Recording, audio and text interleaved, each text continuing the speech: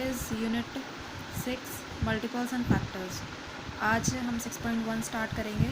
उससे पहले आपको एक पॉइंट रिमेंबर रखना है, यानी कि याद रखना है। यहाँ पर दिया है 1 is neither prime nor a composite number. मैंने आपको प्राइम और कंपोजिट नंबर्स के बारे में बताया था कि प्राइम नंबर क्या होते हैं और कंपोजिट नंबर्स क्या होते हैं। प्राइम नंबर्स वो होते हैं जो सिर्फ अपने टेबल से डिवाइड हो या 1 से हो, यानी कि वो अपने नंबर के अलावा या 1 के अलावा किसी और नंबर में नहीं, किसी और टेबल में नहीं आते। और कंपोजिट वो होते हैं जो बाकी टेबल्स में आते हैं, यानी कि किसी और टेबल में भी आते हैं। तो 1 जो है वो ना तो प्राइम नंबर है और ना ही कंपोजिट नंबर है। So let's start exercise 6.1। Question 1, which of the following is a multiple of 5। First में आपसे पूछा है कि इनमें से कौन 5 का मल्टीपल है। तो आप देख सकते हैं 5 का मल्टीपल मीन्स 5 के टेबल में कौन कौन सा नंबर आता है। तो 20 5 के टेबल में आता है या नहीं। सो इट इज़, ये आता है तो ये मल्टीपल है। 35, तो 35 भी आता है तो ये भी मल्टीपल है। 40, क्या 40 आता है 5 के टेबल में। 5 8 ज़ा 40, तो ये भी है। और 48, क्या 48 आता है 5 के टेबल में। नहीं, तो ये नहीं है। ठीक है, तो ये तो फर्स्ट क्वेश्चन का आंसर हो गया। नेक्स्ट में आपसे कहा है right first 5 multiples of the following numbers. Okay, question जो 1 है उसका आंसर आपको लिखना है। आप पहले क्वेश्चन नोट डाउन करेंगे, उसके बाद फिर आप उसका आंसर लिखेंगे।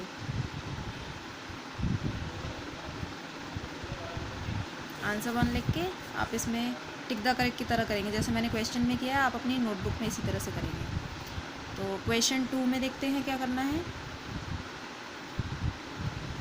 Right first 5 multiples of the following numbers. नीचे कुछ नंबर दिए हैं, इनके आपको पहले 5 मल्टीपल्स लिखने हैं। मल्टीपल्स का मतलब यानी कि आपको इनका टेबल लिखना है, एक तरह से आप कह सकते हैं। जैसे कि ए दिया है, ए में आपको दिया हुआ है 3, तो 3 का मल्टीपल क्या होगा। आपको पहले 5 मल्टीपल लिखने हैं। सिंपल है, आप जब मल्टीपल्स लिखेंगे 3 × 1 = 3, फर्स्ट मल्टीपल हो गया। इसी तरह से 2 3 4 और 5 मल्टीपल्स, यानी कि 5 तक आप उसका टेबल लिखेंगे। यही इसके मल्टीपल्स होते हैं जब हम किसी से मल्टीप्लाई कर देते हैं उसे। तो 3 2 = 6, 3 3 = 9, 3 4 = 12 एंड 3 5 = 15। तो इसी तरह से इन क्वेश्चंस को करना है। जैसे अब इसमें सेकंड दिया है 18, फिर दिया 25, फिर दिया 32, तो आपको इसी तरह से इनको आगे करना है। बी वाला जब आप पार्ट करेंगे तो उसमें भी आप इसी तरह से करेंगे। 18 आपको गिवन है तो आप इसको मल्टीप्लाई करके लिखेंगे इसकी वैल्यू कितनी बार, 5 टाइम्स, क्योंकि 5 मल्टीपल्स मांगे हैं तो आपको 5 टाइम्स लिखना है इसे। आपको इसको मल्टीप्लाई कर लेंगे और इसके आंसर्स लिखेंगे। इसी तरह से आपको ये चारों करने हैं। ये चारों आप कंप्लीट करेंगे अपनी नोटबुक में। यहाँ पर सी और फिर आपका डी, चारों कंप्लीट करने हैं। नेक्स्ट आपको दिया है right the multiples of 3 which lie between 13 and 22। अब आपको ऐसे मल्टीपल बताने हैं जो 13 और 22 के बीच में हो और वो 3 के टेबल में होने चाहिए। 3 के मल्टीपल्स चाहिए आपको। तो 3 का टेबल अगर आप देखें तो 3 3 ज़ा 9, 3 4 ज़ा 12, यानी कि अभी 12 भी छोटा ही है, तो आपको कितने पर लेना है, 3 5 ज़ा 15, तो आप 15 से स्टार्ट कर सकते हैं। तो जब आप इसके मल्टीपल लिखेंगे तो आप 15 से स्टार्ट करेंगे और 22 तक के मल्टीपल लिखने हैं आपको। तो यहाँ जब आप सोल्यूशन करेंगे थर्ड क्वेश्चन का, तो आप कहाँ से लेंगे, 3 5 ज़ा 3 5 ज़ा 15, तो इसके आगे क्या आप इसी तरह से लिख देंगे। ये आपको पूरा लिखने की ज़रूरत नहीं है, ये सिर्फ मैंने आपको समझाने के लिए लिखा है। 15, फिर 3 6 ज़ा 18, 3 7 ज़ा 21। अब आप जब इसके आगे जाएंगे तो 24 जो है वो बड़ा हो जाएगा, लेकिन आपको तो सिर्फ 22 तक लिखना है। तो यानी कि इतना ही आपको कंप्लीट करना है, इतने पर ही आप छोड़ देंगे, यही इसका आंसर है। अब नेक्स्ट क्वेश्चन है क्वेश्चन 4। तो क्वेश्चन 4 में आपसे कहा है इज़ 12 अ मल्टीपल ऑफ 5। क्या 12 5 का मल्टीपल है। तो आपको 5 का टेबल आता है, 5 के टेबल में 12 आता है क्या, नहीं आता। तो आप क्या लिखेंगे, सिंपली नो। तो आंसर 4 होगा नो। ओके, नेक्स्ट आपको दिया है right all the factors of the following numbers. आपको क्वेश्चन 5 में कहा है कि आपको इसके सभी के फैक्टर्स लिखने हैं। अब फैक्टर्स क्या होते हैं कि ये किस किस टेबल में ये नंबर आता है, तो आपको उसके फैक्टर्स ढूंढने हैं। तो सबसे पहले आपको 24 दिया है तो आपको 24 का फैक्टर देखना है।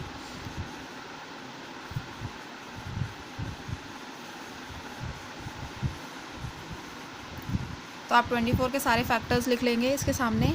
कौन कौन होता है, 1 तो ज़रूर होता है क्योंकि 1 के टेबल में सारे नंबर्स आते हैं। उसके अलावा 2, क्योंकि 2 एक इवन नंबर है और 24 भी इवन नंबर है, तो ये 2 के टेबल में ज़रूर आता है। उसके बाद 3 के टेबल में आता है, एग्जैक्टली आता है कितने पर, 3 8 जो 24 होता है ना। और आप याद रखेंगे कि ये जिस टेबल में आ रहा है और जितने पर आ रहा है वो दोनों ही इसके फैक्टर होंगे। तो 2 के टेबल में ये कितने पर आएगा, आप डिवाइड करके देखोगे तो यहाँ पर 12 आ जाएगा इसमें, तो 12 भी इसका फैक्टर कहलाएगा। 3 के टेबल में कितने पर आ रहा है, 8 पर, तो 8 भी इसका फैक्टर होगा।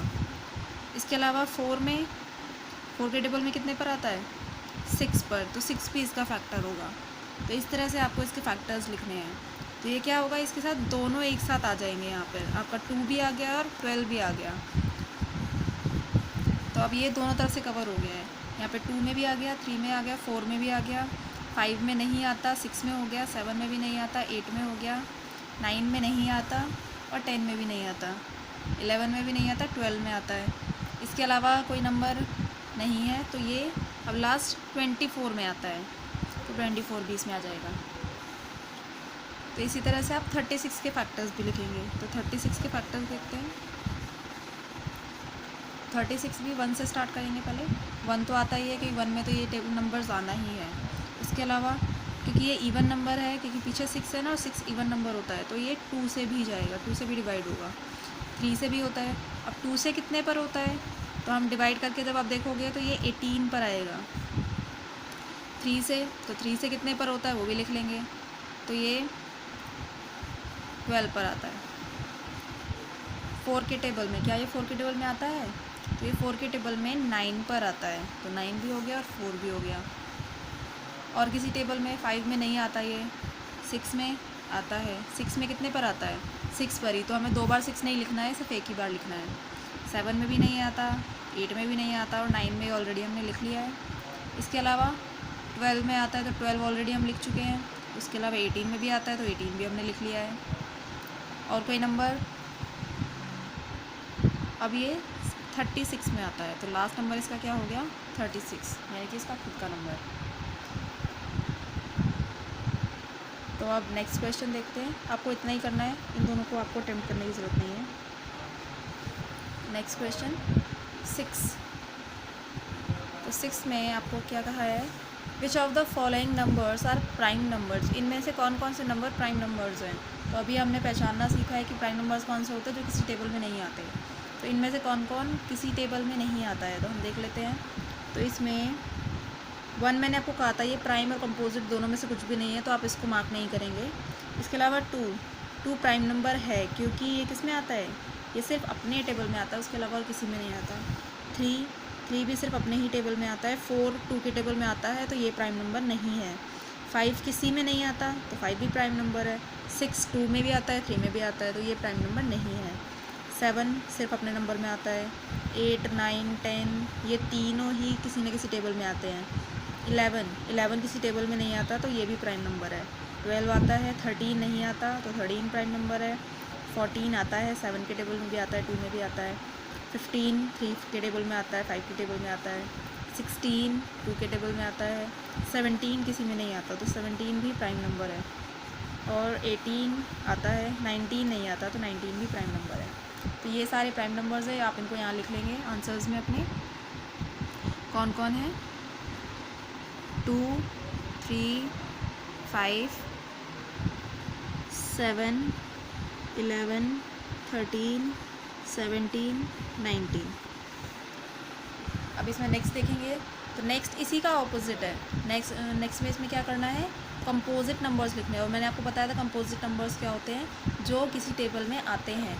लेकिन आप 1 को नहीं लेंगे क्योंकि 1 मैंने अभी आपको कहा कि 1 क्या है, ना तो ये प्राइम नंबर है और ना ही कंपोजिट नंबर है, तो ये दोनों में से किसी में भी नहीं आएगा। और उसके अलावा अब इसमें जो बचे हैं वो सारे इसके कंपोजिट नंबर होंगे, यानी कि यहाँ पर आपका 2 और 3 प्राइम नंबर्स थे, तो यहाँ पर 2 और 3 कंपोजिट नंबर तो नहीं हो सकते। तो उसके अलावा जो बचा, तो 4 कंपोजिट नंबर है।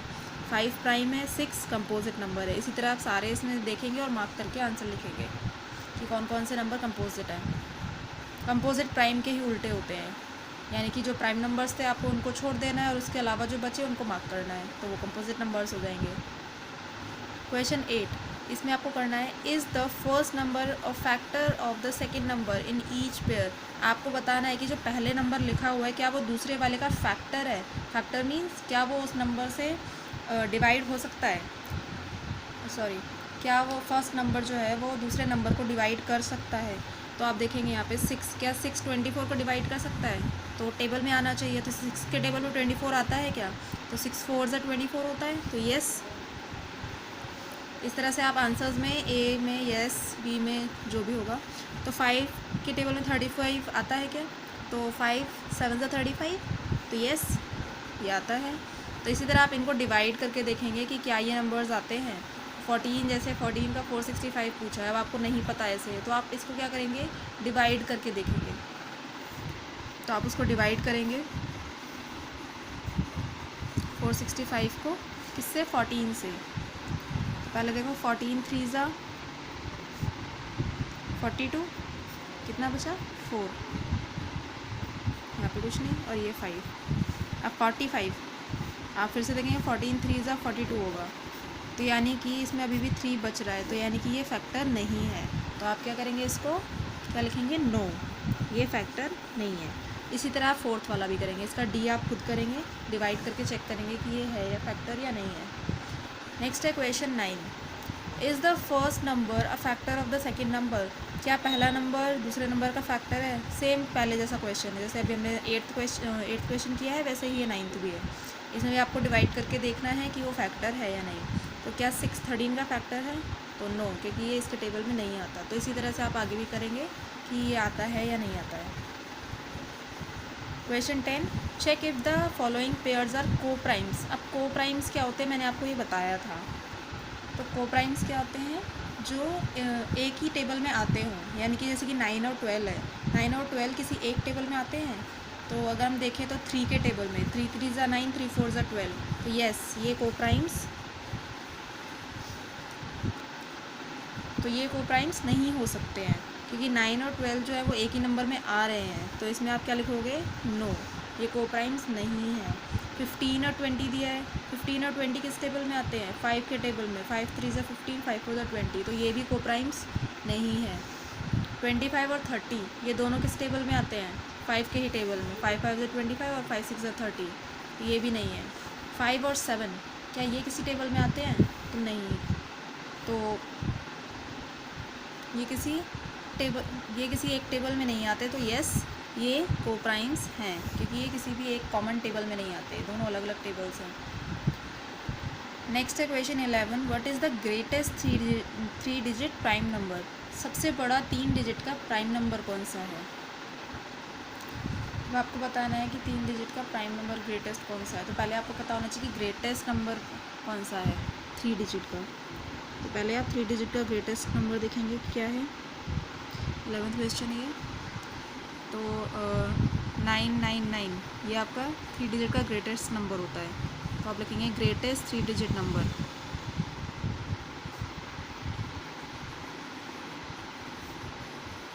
तो ये आपका 999 होता है।